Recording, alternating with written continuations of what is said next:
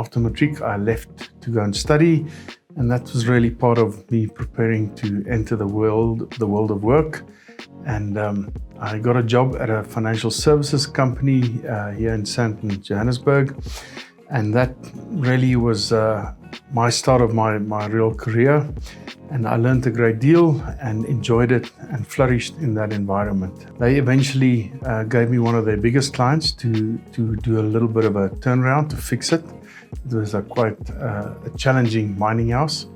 And as a consequence of the work, they ended up sending me to Namibia to run the business in Namibia. And I became a managing director. And this was all really wonderful for my ego.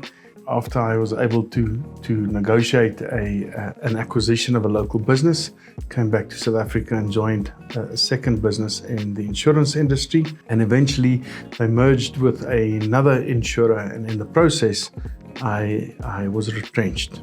And I decided to take 3 months off to decide where to next and what to do.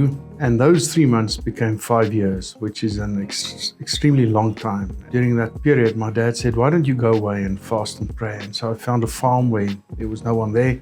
I remember getting there, and as I walked the copy, I clearly heard God say, "You are called to father organizations and people."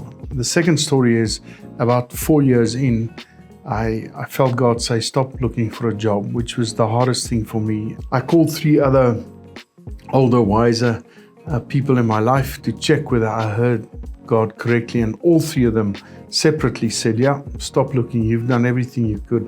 And so I stopped, and it was hard.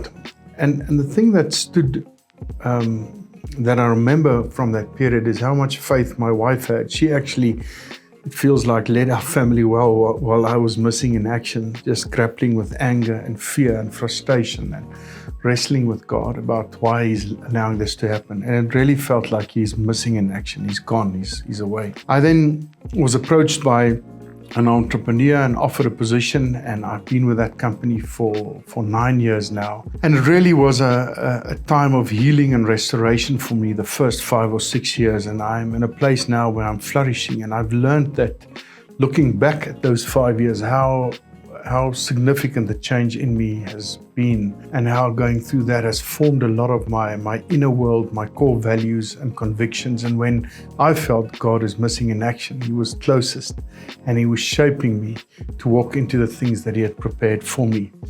And so what I felt back then and sitting here and looking back at it, very different. And I'm in a place where if I spent my whole life trying to carve out the role and the contribution I'm able to make now, I wouldn't be able to do it. So it feels like God is ordering my steps, and the lines have fallen for me in pleasant places. And I now know Him as a God of restoration. And I've learned that seasons change, and it's important to hear Him when I don't understand.